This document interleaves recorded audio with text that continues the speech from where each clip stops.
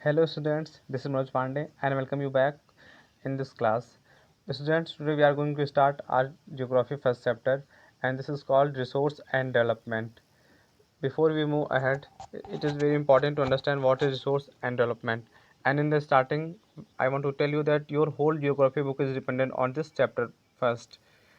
In the whole geography book, we will understand different kind of resources like land resources, water resource, energy resource.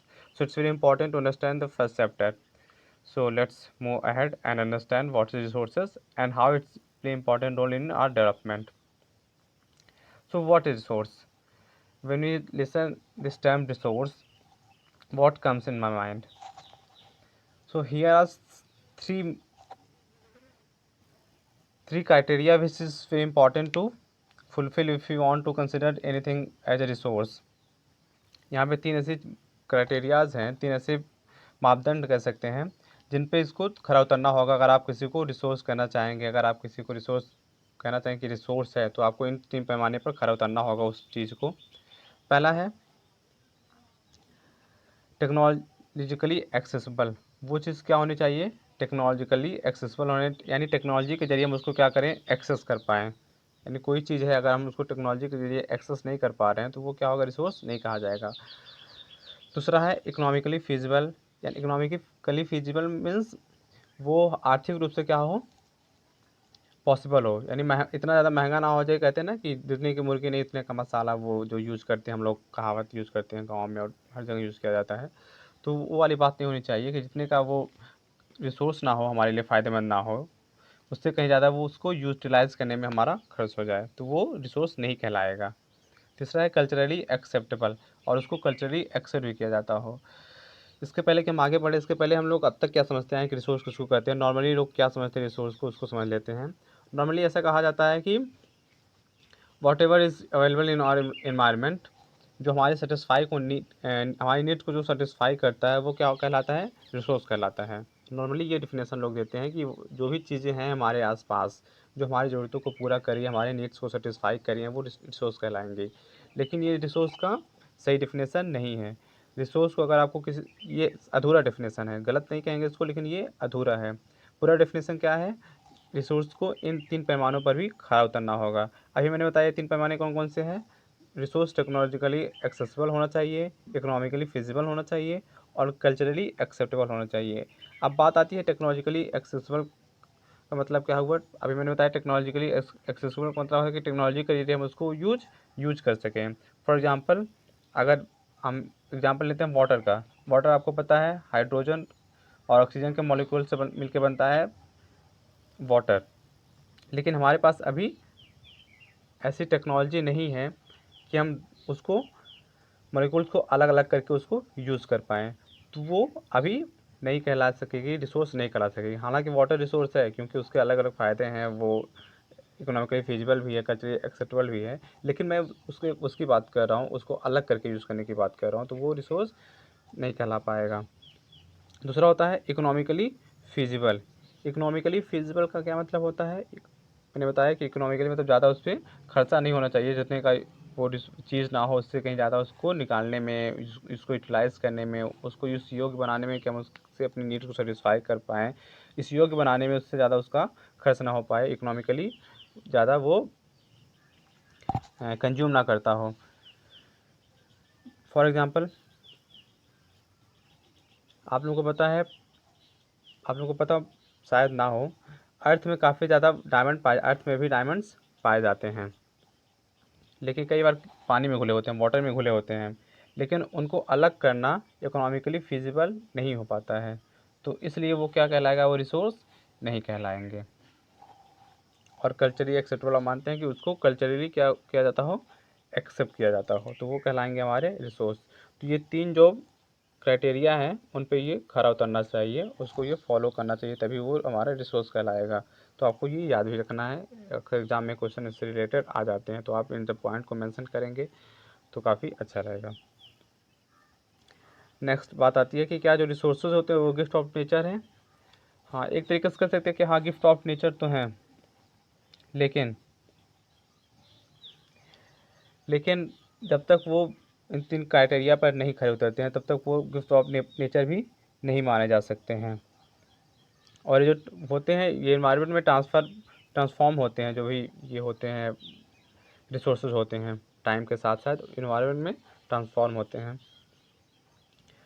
अब यहाँ पे एक relation समझ लेते हैं किस तरीके से इंटरडिपेंड है, जो ह्यूमन बीइंग है वो किस तरीके से और रिसोर्सेज है किस तरीके से एक दूसरे पर इंटरडिपेंडेंट है, वो समझ लेते हैं। सबसे पहले फिजिकली इन्वायरमेंट। फिजिकली इन्वायरमेंट क्या होता है, जो नेचर होता है, नेचर, टेक्नोलॉजी और इंस्टीट्यूशन, ये क्या होते हैं, ये तीनों एक दूसरे पर डिपेंड होते हैं। फिजिकल इन्वायरमेंट को हम नेचर भी कह सकते हैं।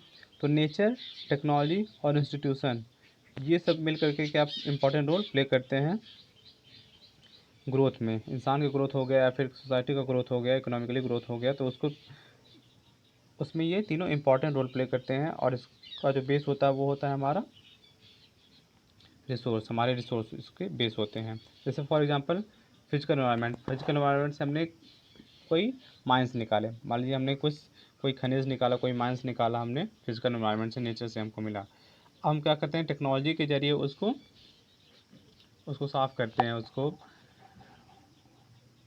क्लीन किया जाता है। जो भी प्रोसेस होता है माइनिंग के बाद वो हम लोग करते हैं टेक्नोलॉजी के ज़रिए। अब क्या होता है, इंस्टीट्यूशन। अब फैक्ट्री बनाई जाती है, वहाँ फैक्ट्री में जा कर के कोई भी मशीन उससे बन रहा है, कोई भी चीज़ उससे तैयार की जा रही है। तो ये तीनों मिलकर के क्या करते हैं, क्या होता है, इससे ग्रोथ होता है। जैसे फॉर एग्जांपल हम एग्जांपल लेते हैं किसका किसका एग्जांपल लिया जाए, हाँ नेचुरल गैस का या फिर एलपीजी का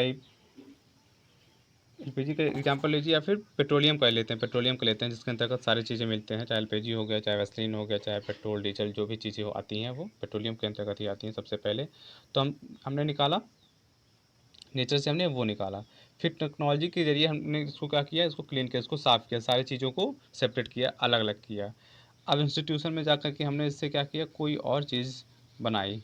ठीक है, इंस्टीट्यूशन फैक्ट्री में जाकर के हमने कोई और चीज़ बनाई, तो इससे क्या होता है, ग्रोथ होता है। तो वही यहाँ पर दिया है कि human being interact with nature through technology and create institution to accelerate the economic growth. हम इंसान क्या करते हैं, सबसे पहले ये निकालते हैं, उसका टेक्नोलॉजी के जरिए उसको उस पर वर्क करते हैं, एंड देन इंस्टीट्यूशन के जरिए लास्ट का जो प्रोसेस होता है वो किया जाता है। अब रिसोर्सेज का क्लासिफिकेशन देख लेते हैं। यहाँ पर चार बेसिस पर क्या किया गया है, इनको क्लासीफाई किया गया है। सबसे पहले तो ओरिजिन के बेस पर क्लासीफाई किया गया है, फिर ऑनरशिप के बेस पे क्लासीफाई किया गया है, एग्जॉस्टिबिलिटी के बेस पे क्लासीफाई किया गया है, और फिर उसका जो स्टेटस है डेवलपमेंट का उसके बेस पर क्लासीफाई किया गया है, क्लासिफिकेशन इसका किया गया है। तो यहाँ पर तो इकट्ठे चारों क्लासिफिकेशन को यहाँ पर दिखाया गया है इस चार्ट के जरिए। लेकिन इसको समझने के लिए हम आगे की स्लाइड पर बढ़ते हैं जहाँ पर इसको डिटेल से समझाया गया है। अब सबसे पहले हम लोग समझ लेते हैं on the basis of origin. यानी ओरिजिन यानी उसका जन्म किस तरीके से हुआ, उसकी उत्पत्ति किस तरीके से हुई, स्टार्टिंग किस तरीके से हुआ उस रिसोर्स का, उसके बेस पर अगर हम किसी उसको क्लासीफाई किए करते हैं तो उसको कहेंगे classification on the basis of origin. तो इसको दो कैटेगरी में डिवाइड करते हैं, दो भाग में डिवाइड करते हैं, बायोटिक रिसोर्स और एबायोटिक रिसोर्स। तो बायोटिक रिसोर्स जैसे लिविंग बींग्स की जो जो भी चीज़ें होती हैं, लिविंग रिसोर्सेज वो आ जाती हैं बायोटिक रिसोर्सेज में, और जो नॉन लिविंग रिसोर्सेज होते हैं वो कहलाते हैं एबायोटिक रिसोर्स। ये हम एक ही वर्ड में कह सकते हैं। जैसे जो भी लिविंग कंपोनेंट होते हैं, यहाँ पे एग्जाम्पल आपको पढ़ भी सकते हैं कि जो भी लिविंग कंपोनेंट होते हैं हमारे इकोसिस्टम में, तो वो क्या कहलाते हैं, बायोटिक रिसोर्स कहलाते हैं। एग्जाम्पल के लिए human being, flora, fauna, live stock. तो हम इंसान हो गए, चाहे फ्लोरा हो गए जितने भी पेड़ पौधे हैं, चाहे फौना हो गए जितने भी जानवर हैं, तो वो सब क्या कहलाते हैं, बायोटिक रिसोर्स के अंतर्गत ही आते हैं। और जो नॉन एबायोटिक रिसोर्स क्या होते हैं, एबायोटिक रिसोर्स यानी जो नॉन लिविंग चीज़ें होती हैं, जो फिजिकल एलिमेंट्स होते हैं वो कहलाते हैं एबायोटिक चीज़। जैसे रॉक्स हो गए, मेटल्स हो गए, आप लोगों को पता है ये लिविंग थिंग्स नहीं है, तो ये क्या कहलाते हैं, एबायोटिक। तो ओरिजिन के बेसिस पर केवल दो पार्ट में डिवाइड किया जाता है, बायोटिक रिसोर्स और एबायोटिक रिसोर्स, जिसको समझना काफ़ी आसान है। आई होप आप लोग समझ गए होंगे। अब नेक्स्ट स्लाइड पर चलते हैं।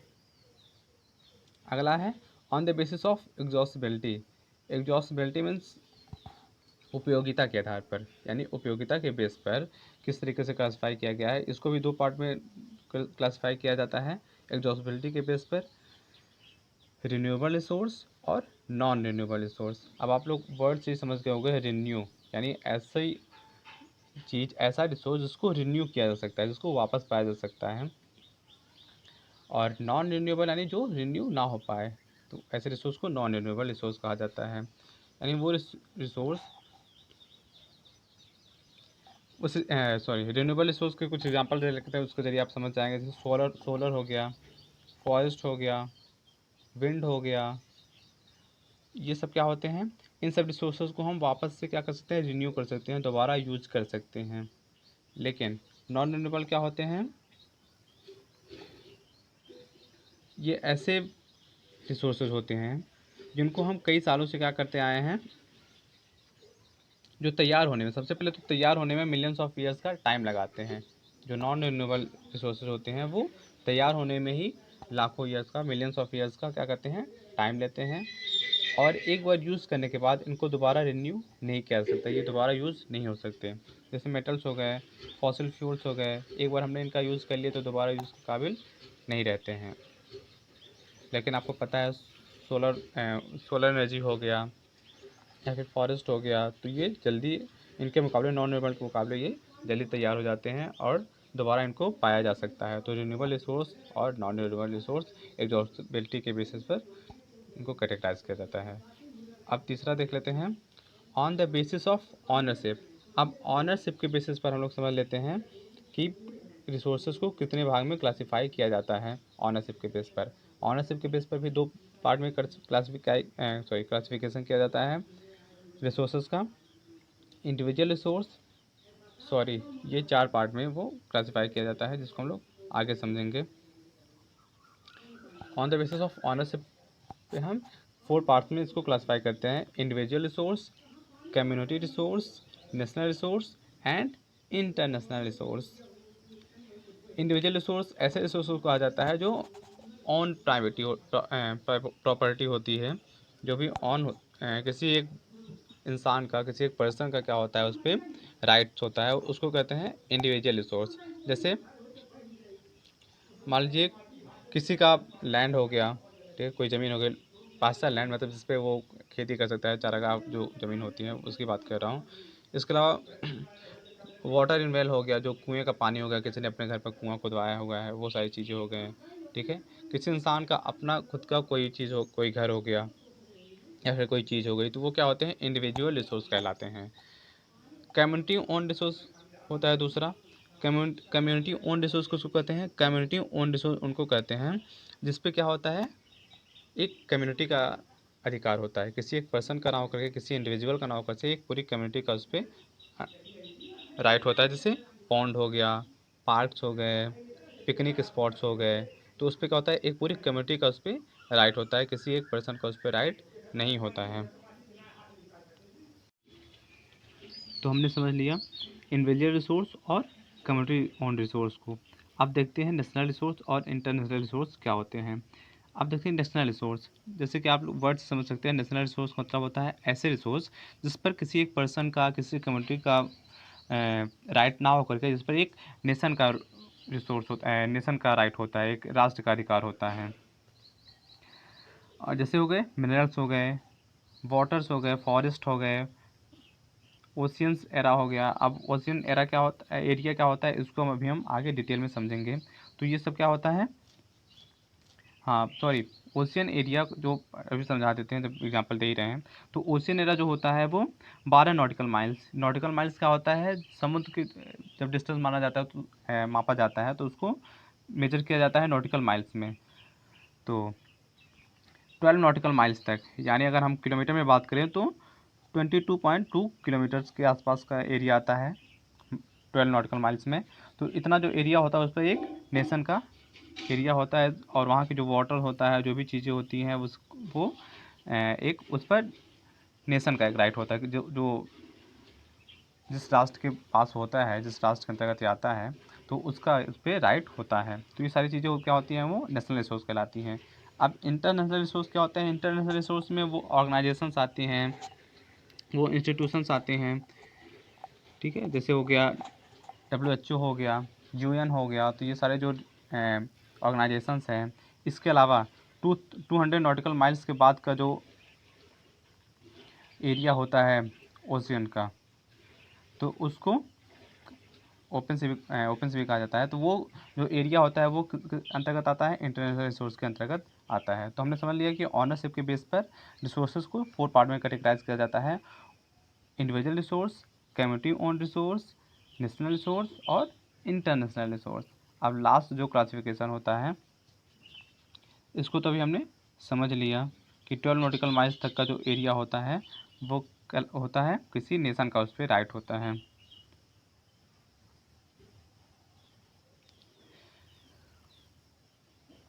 अब स्टेटस ऑफ डेवलपमेंट, अब यहाँ पर स्टूडेंट्स को काफ़ी कन्फ्यूजन होती है, लेकिन आज मैं पूरी कोशिश करूँगा कि आप लोगों का कन्फ्यूजन क्लियर हो जाए। मुझे यकीन है आप लोगों का कन्फ्यूजन क्लियर हो जाएगा। थोड़ा सा कन्फ्यूजन होता है, ज़्यादा थोड़ा सा डिफरेंस होता है चारों में, तो इसलिए समझना बहुत ज़्यादा इंपॉर्टेंट है।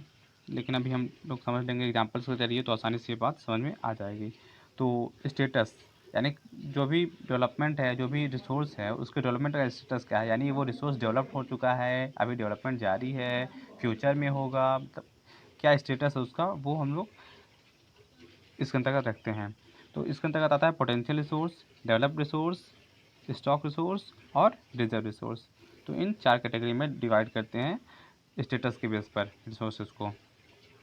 पोटेंशियल रिसोर्स, पोटेंशियल आप लोग समझते हैं, किसी बच्चे का एग्जांपल दिया जाता है कि इस फॉर एग्जांपल किसी बच्चे में अगर आपको कुछ टैलेंट नज़र आता है, लगता है कोई बच्चा किसी फील्ड में बहुत ज़्यादा ब्राइट है, उसमें आगे डेवलपमेंट की काफ़ी ज़्यादा पोटेंशियल है, काफ़ी, तो उसको कहते हैं कि इस बच्चे में काफ़ी पोटेंशियल है। तो इसी तरीके से पोटेंशियल रिसोर्स वो होते हैं जो अभी तक यूटिलाइज नहीं हुए हैं, ठीक है, जिनको जो किसी फील्ड किसी एरिया में बहुत ज़्यादा मात्रा में पाए जाते हैं, लेकिन वो पूरी तरीके से वो डेवलप नहीं हो पाए, सॉरी, यूटिलाइज नहीं हो पाए हैं, ठीक है।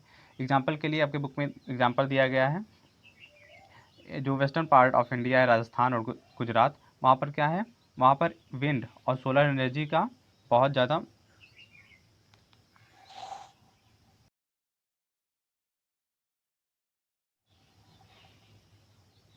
इसमें एग्जांपल में आपको दिया गया है कि इंडिया का जो वेस्टर्न पार्ट है, गुजरात और राजस्थान का, वहाँ पर विंड एनर्जी और सोलर एनर्जी का पोटेंशियल बहुत ज़्यादा है, लेकिन ये जो रिसोर्स है अभी भी पूरी तरीके से यूटिलाइज नहीं हो पाए हैं। तो ये लेकिन ये भविष्य में यूटिलाइज हो सकते हैं, तो यहाँ पे पोटेंशियल बहुत ज़्यादा है, तो ये पोटेंशियल रिसोर्सेज के अंतर्गत आते हैं। इसी तरीके से होता है डेवलप्ड रिसोर्सेज। डेवलप्ड रिसोर्सेज वो होते हैं जो डेवलप्ड हो चुके हैं और बहुत पहले से यूज़ में भी आ रहे हैं, अभी करेंटली भी यूज़ में हैं। तो इसका जैसे हो गए कोल, आयरन, तो इन सब का यूज़ आपको पता है यूटिलाइज हम लोग बहुत पहले से कर रहे हैं, ये डेवलप्ड हो चुके हैं, तो वो कहलाते हैं डेवलप्ड रिसोर्स है। उसके बाद आता है स्टॉक। स्टॉक रिसोर्स वो रिसोर्स होते हैं जो जिनके बारे में हमको पता है कि उनके अंतर्गत काफ़ी पोटेंशियल है, लेकिन हमारे पास क्या है, टेक्नोलॉजी नहीं है कि हम उनको एक्सेस कर पाएँ। जैसे कि एग्जांपल मैंने इस चैप्टर के स्टार्टिंग में दिया था हाइड्रोजन और ऑक्सीजन का, कि हाइड्रोजन और ऑक्सीजन से मिल करके वाटर बनता है, लेकिन हमारे पास टेक्नोलॉजी नहीं है कि हम उनको सेपरेट कर पाएँ, उनको अलग अलग करके यूटिलाइज़ कर पाएँ, यूज़ कर पाएँ, तो वो कहलाते हैं स्टॉक। रिजर्व, बात रिजर्व की जाए तो रिजर्व का क्या होता है, रिजर्व के बारे में हमको पता होता है कि किस तरीके से हमको यूज़ करना है, किस तरीके से यूटिलाइज़ करना है, लेकिन हम उसको क्या कर रहे हैं, उसको हम जानबूझ के उसको सेव करके रख रहे हैं। जैसे रिवर वाटर हो गया, तो उन सबको हम जानबूझ के क्या कर रहे हैं, सेव करके रख रहे हैं, ताकि फ्यूचर में हम उसको यूटिलाइज़ कर पाएँ, यूज़ कर पाएँ। तो आप लोगों को समझ में आ गया होगा, एक बार फिर से दोहरा लेते हैं। यहाँ पर कन्फ्यूजन होता है पोटेंशियल में, रिजर्व में, स्टॉक में काफ़ी कन्फ्यूजन होता है, समझ लेते हैं। पोटेंशियल होता है, पोटेंशियल में हमारे पास हमें पता होता है कि टेक्नोलॉजी किस तरीके से यूज़ करनी है, किस तरीके से हमको उस रिसोर्स को यूज़ करना है, लेकिन अभी हम उतना यूज़ कर नहीं पा रहे हैं, लेकिन धीरे धीरे हम यूज़ करेंगे और मतलब करना शुरू कर दिए हैं। तो यहाँ पर इच्छा भी है कि हम इसको करेंगे, ठीक है, यहाँ पे हम कोशिश कर रहे हैं और हो भी जाएगा। हमको सब कुछ पता है, टेक्नोलॉजी भी पता है, हर चीज़ पता है, हम धीरे धीरे आगे बढ़ रहे हैं। डेवलप रिसोर्स होता है जो डेवलप हो चुका है, जैसे कोल हो गया, आयरन हो गया, यहाँ पर तो कोई कन्फ्यूजन नहीं है। स्टॉक के अंतर्गत वो आते हैं जिनके बारे में हमें टेक्नोलॉजी नहीं पता होता है। हमको पता होता है कि अगर ये अगर टेक्नोलॉजी हमको पता चल गई तो हम उसको यूटिलाइज़ कर सकते हैं, लेकिन हमको टेक्नोलॉजी का आइडिया नहीं है, तो स्टॉक के अंतर्गत आता है। रिजर्व के अंतर्गत हमको टेक्नोलॉजी भी होती है, हमको पता भी होता है कि ये रिसोर्स हमारे काम आ सकता है, लेकिन उसको हम जानबूझ के उसको फ्यूचर के लिए यूज़ करने के लिए, फ्यूचर में यूटिलाइज़ करने के लिए उसको सेव करके रख रहे हैं, तो वो कहलाते हैं रिजर्व। तो पोटेंशियल रिजर्व में अंतर क्या है? पोटेंशियल में हम यूटिलाइज़ कर रहे हैं, धीरे धीरे यूटिलाइज़ हो रहा है, लेकिन रिजर्व में हम यूटिलाइज़ नहीं कर रहे हैं जानबूझ करके। हमको पता है, हमको टेक्नोलॉजी भी पता है, लेकिन हम यूज़ नहीं कर रहे हैं ताकि हम फ्यूचर में उसको यूटिलाइज़ कर पाएँ। तो ये तो था डेवलपमेंट को अलग अलग कैटेगरी में डिवाइड करके किस तरीके से हम लोग समझ सकते हैं। तो यहाँ पर एक ही चार्ट में सारे एग्जाम्पल्स को, जो बेसिक पॉइंट है वो यहाँ पर एक ही चार्ट में हम समझ सकते हैं। अब डेवलपमेंट ऑफ रिसोर्सेज। अब रिसोर्स का जो डेवलपमेंट है वो क्या हो रहा है? धीरे धीरे डिप्लीट हो रहा है। जो रिसोर्सेज है वो धीरे धीरे क्या हो रहे हैं? डिप्लीट हो रहे हैं। और ये डिप्लीट क्यों हो रहे हैं? ह्यूमन एक्टिविटी की वजह से। कहीं ना कहीं ह्यूमन ही है जो रिसोर्सेज का सबसे ज़्यादा यूटिलाइज़ करता है, यूज़ करता है, और सबसे ज़्यादा इसको नुकसान भी, सबसे ज़्यादा हार्म भी ह्यूमन से इसको पहुंचा रहे हैं। किस तरीके से? सबसे पहले तो ओवर पॉपुलेशन की वजह से। जिस तरीके से पॉपुलेशन इंक्रीज हो रही है, तो इस तरीके से रिसोर्सेज को यूज़ भी ज़्यादा किया जा रहा है, जिसकी वजह से जो रिसोर्सेज हैं वो डिक्रीज हो रहे हैं, उनका डिप्लीसन हो रहा है। इसके अलावा burning of fossil fuel. Fossil fuel का बारे में आपको पता है, फॉसिल फ्यूल हमारे एनवायरनमेंट के लिए कितना ज़्यादा नुकसानदायक है, तो वो भी इसको कहीं ना कहीं डिप्लीट कर रहा है।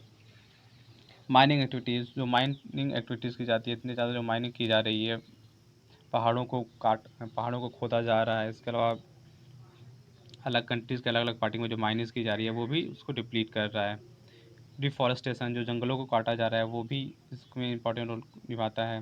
इंडस्ट्रियल डेवलपमेंट, जिस तरीके से डेवलपमेंट बढ़ रहे हैं, इंडस्ट्रीज लग रही है नई नई, तो उसके लिए भी माइनिंग करना, डिफॉरेस्टेशन, फॉसिल फ्यूल का यूज़ करना, तो ये सारी चीज़ें हो रही हैं, तो वो भी रिसोर्सेज को डिप्लीट कर रहा है, रिसोर्सेज को ख़त्म कर रहा है, धीरे धीरे नुकसान पहुंचा रहा है।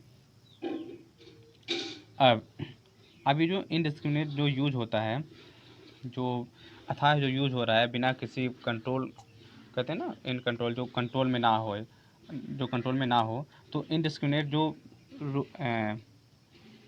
दोहन हो रहा है, कह सकते हैं दोहन हो रहा है, हिंदी में कहते हैं दोहन किया जा रहा है, अंधाधुंध दोहन, हिंदी में वर्ड यूज़ किया जाता है अंधाधुंध दोहन, यानी किसी का उस पर कंट्रोल नहीं है कि हम कितना यूज़ कर रहे हैं। हर चीज़ की लिमिट होती है, किसी भी चीज़ को अगर आप यूज़ करेंगे एक ही बार में तो वो बहुत जल्दी ख़त्म हो जाएगा, नुकसान बहुत ज़्यादा होगा।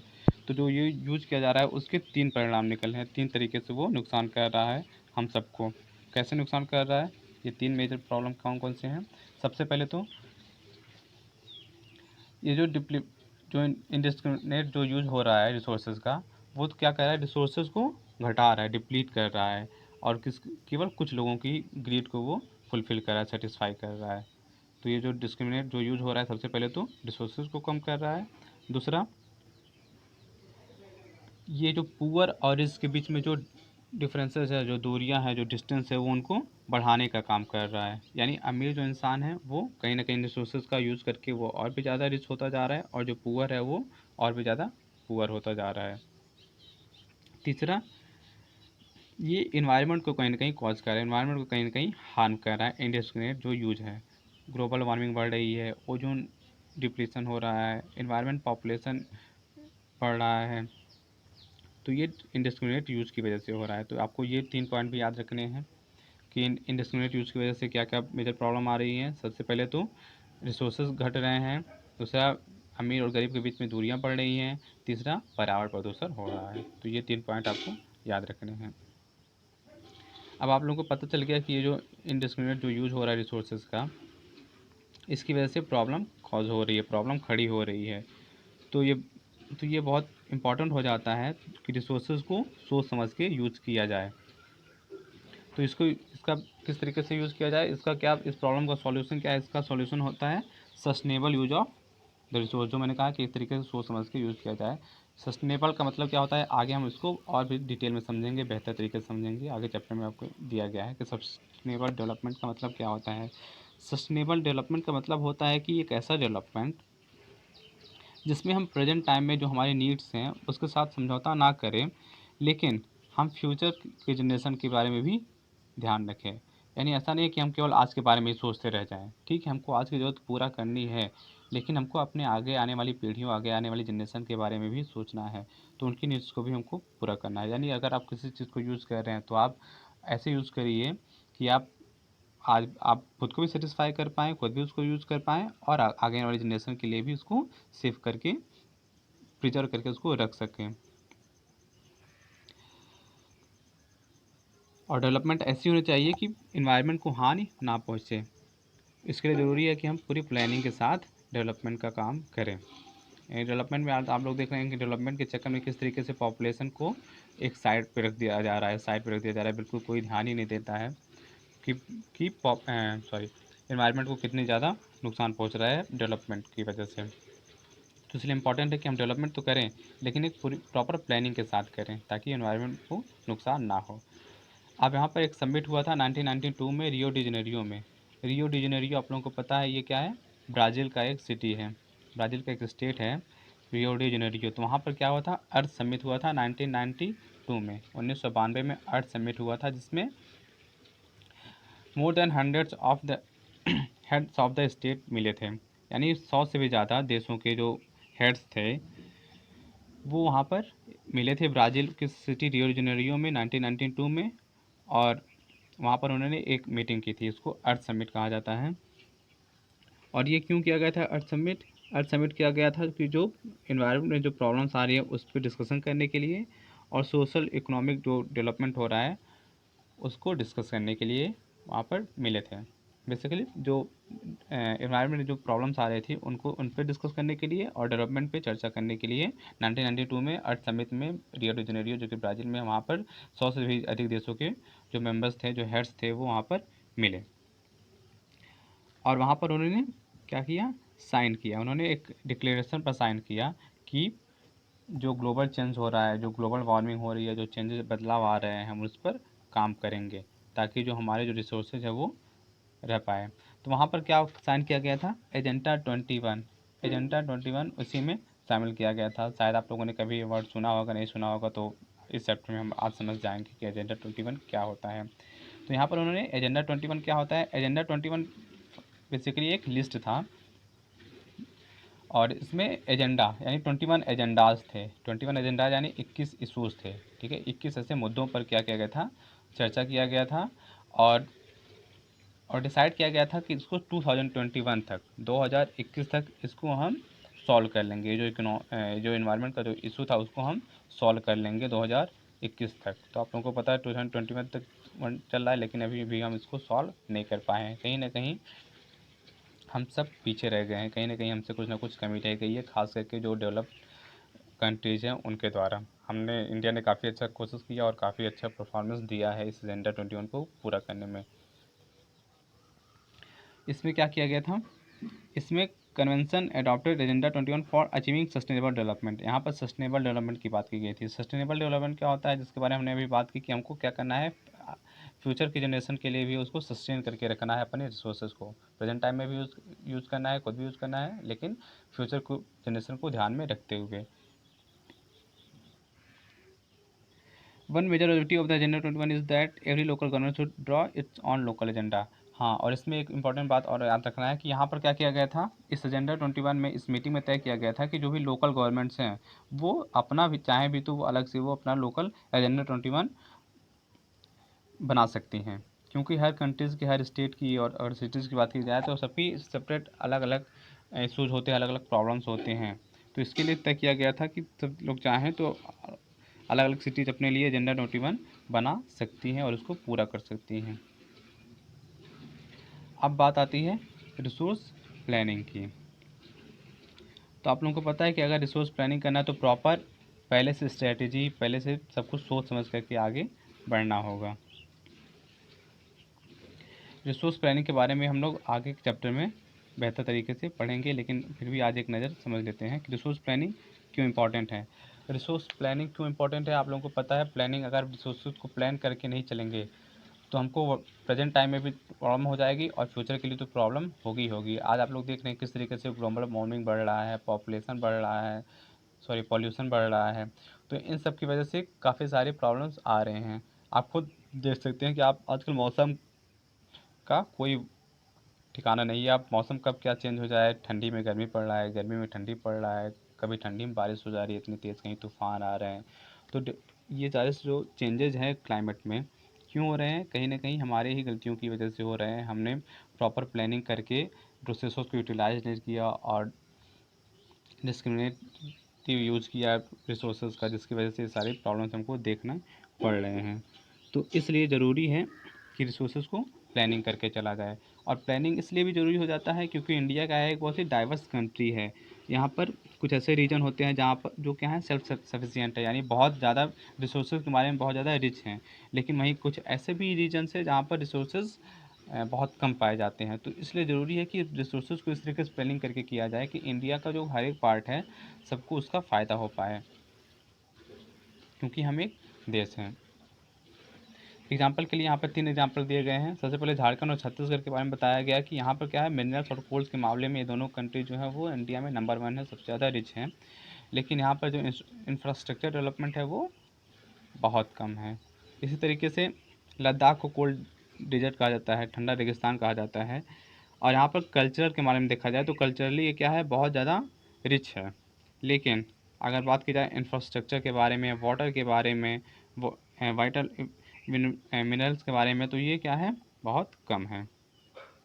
इसी तरीके से अरुणाचल प्रदेश का एग्जांपल है कि यहाँ अरुणाचल प्रदेश वाटर के मामले में बहुत अच्छा है, लेकिन इंफ्रास्ट्रक्चर के मामले में बहुत पीछे है। तो ऐसे में ज़रूरी हो जाता है कि रिसोर्सेज को इस तरीके से प्लानिंग किया जाए कि इंडिया के हर एक रीजन को, हर एक स्टेट को उसका फ़ायदा मिल सके।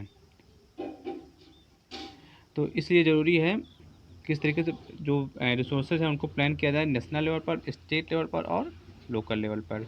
अब इंडिया में रिसोर्स प्लान किस तरीके से किया गया है, और उसके बाद लैंड रिसोर्स, और उसके बाद सॉइल रिसोर्स आपको इस फर्स्ट चैप्टर में बताया गया है। तो फर्स्ट चैप्टर में ये 3 पॉइंट्स आप हम आगे पढ़ेंगे। सबसे पहले देखेंगे resource plan in India, planning in India. Then पढ़ेंगे लैंड रिसोर्स के बारे में, समझेंगे इंडिया में। उसके बाद इंडिया के सॉइल रिसोर्स के बारे में पढ़ेंगे। तो आपके फर्स्ट चैप्टर में इतना आपको पढ़ना है। बाकी का जो पार्ट जो पता है, पोर्शन बचा है, उसको हम लोग नेक्स्ट वीडियो में कंप्लीट करेंगे। वीडियो काफ़ी लेंथी हो जा रहा है। और उसके बाद भी कुछ इंपॉर्टेंट पॉइंट आपके बच्चे होंगे जिसको हम लोग आगे समझेंगे इसी चैप्टर में। और उसके बाद आपके चैप्टर जो हैं, आगे के चैप्टर जो है वो भी कहीं ना कहीं रिसोर्सेज से ही रिलेटेड हैं। चाहे एनर्जी रिसोर्स हो गया, वाटर रिसोर्स हो गया, वो सब रिसोर्सेज से ही रिलेटेड है। तो इसलिए आप इस वीडियो को ध्यान से देखिएगा। जो भी पॉइंट्स ना आए वो आप मुझसे डायरेक्ट क्वेश्चन पूछ सकते हैं। तो ठीक है, मिलते हैं अपने नेक्स्ट क्लास में। Thank you for watching this video.